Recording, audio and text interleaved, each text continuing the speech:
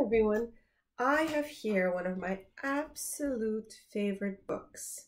It's called Why Mosquitoes Buzz in People's Ears by Verna Ardema. And since we're studying reptiles and one of the main characters in this book is a reptile, I thought it would be a good time for me to read this to you. This is how it starts. One morning, the mosquitoes saw an iguana drinking at a water hole.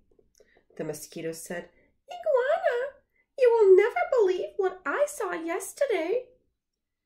"Try me," said the iguana.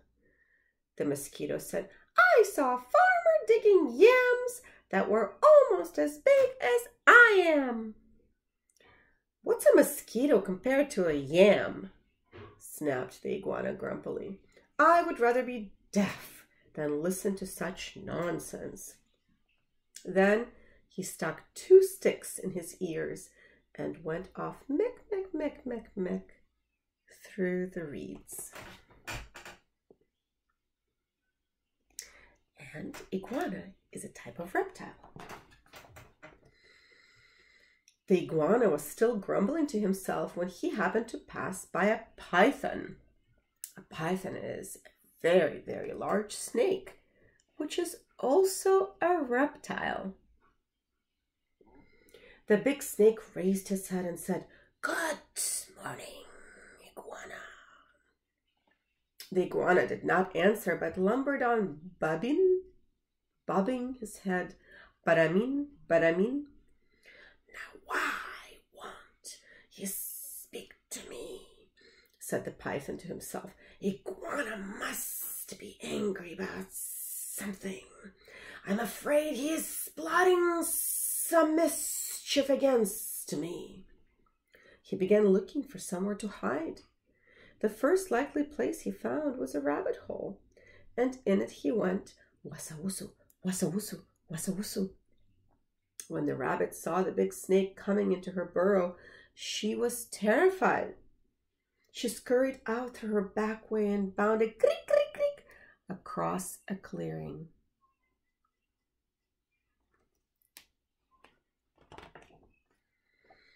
A crow saw the rabbit running for her life. He flew into the forest, crying, "Caw! Caw! Caw!" It was his duty to spread the alarm in case of danger.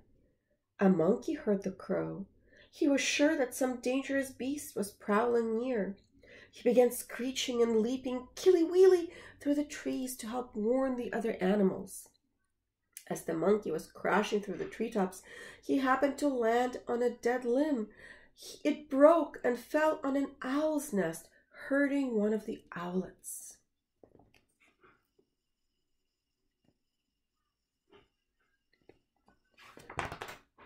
Mother Owl was not at home, for though she usually hunted only in the night, this morning she was still out searching for one more tidbit to satisfy her hungry babies. When she returned to the nest, she found one of them hurt. Her other children told her that the monkey had hurt it. All that day and all that night she sat in her tree, so sad, so sad, so sad. Now it was Mother Owl who woke the sun each day so that the dawn could come. But this time, when she should have hooted for the sun, she did not do it. The night grew longer and longer. The animals of the forest knew it was lasting much too long. They feared that the sun would never come back.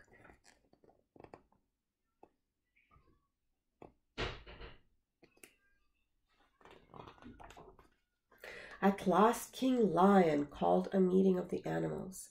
They came and sat down pem, pem, pem around a council fire. Mother Owl did not come, so the antelope was sent to fetch her. When she arrived, King Lion asked, "Mother Owl, why have you not called the sun? The night has lasted long, long, long, and everyone is worried." Mother Owl said, "Monkey hurt one of my owlets. Because of that, I cannot bear to wake the sun.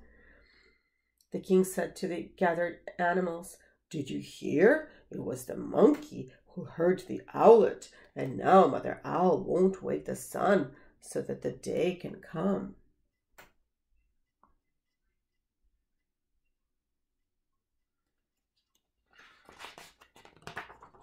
Then King Lion called the monkey. He came before him nervously, glancing from side to side. Rim, rim, rim, rim, rim. "Monkey," said the king, "why did you hurt one of Mother Owl's babies?" "Oh, king," said the monkey, "it was the crow's fault. He was calling and calling to warn us of danger, and I went leaping through the trees to help. A limb broke under me, and it fell on the owl's nest." The king said to the council, "So it was the crow who alarmed the monkey who heard the owlet, and now Mother Owl won't wake the sun so that the day can come."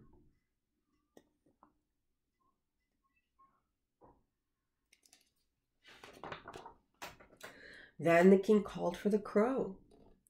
That big bird came flapping up. He said, "King Lion, it was the rabbit's fault. I saw her running for her life in the daytime. Wasn't that reason enough to spread the alarm?" The king nodded his head and said to the council, "So it was the rabbit who startled the crow, who alarmed the monkey, who hurt the owlet, and now Mother Owl won't wake the sun so that the day can come."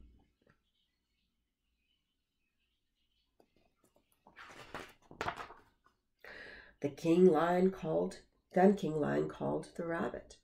The timid little creature stood before him, one trembling paw drawn up uncertainly.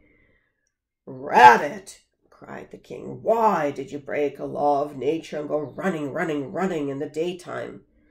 "Oh, king," said the rabbit, "it was the python's fault.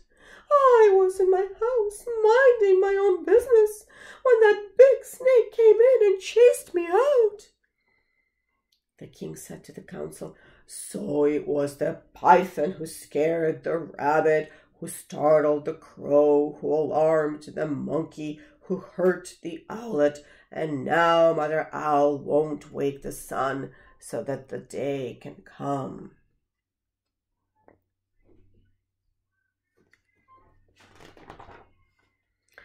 King Lion called the python, who came slithering past the other animals.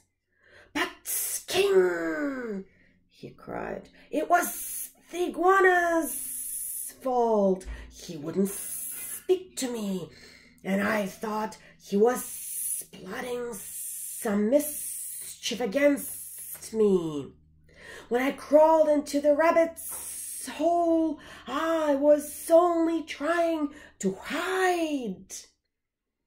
The king said to the council, "So it was the iguana who frightened the python, who scared the rabbit, who startled the crow, who alarmed the monkey, who hurt the owlet, and now Mother Owl won't wake the sun so that the day can come."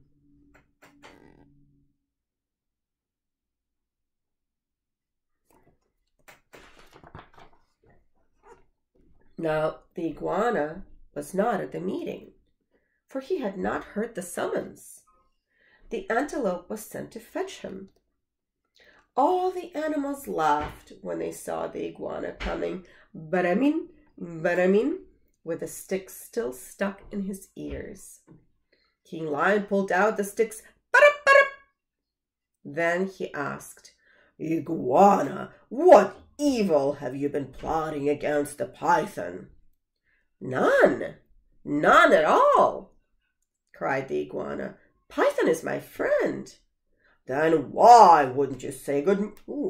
"Then why?" That's the iguana's voice. I'm sorry, that's the python's voice. "Then why wouldn't you say good morning to me?" demanded the snake. "I didn't hear you or even see you," said the iguana. "Mosquito told me such a big lie I couldn't bear to listen to it, so I put sticks in my ears." "Ngenge," laughed the lion. So that's why you had sticks in your ears. Yes, said the iguana. It was the mosquito's fault.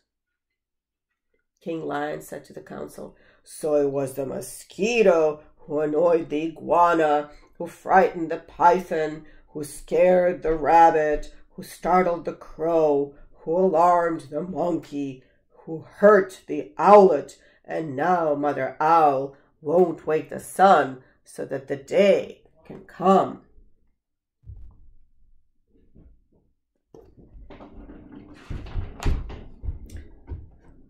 Punish the mosquito, cried all the animals. When Mother Owl heard that, she was satisfied. She turned her head toward the east and hooted, "Hoo! Hoo! Hoo!" And the sun came up.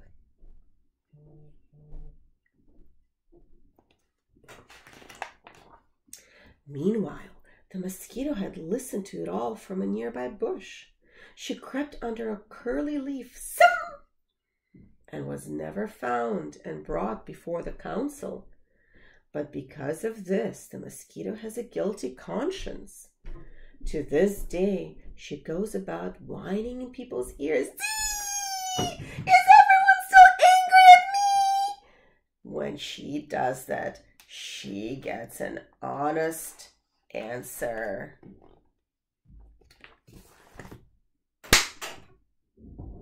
And that's the end of the story. Thank you for joining me. Until next time.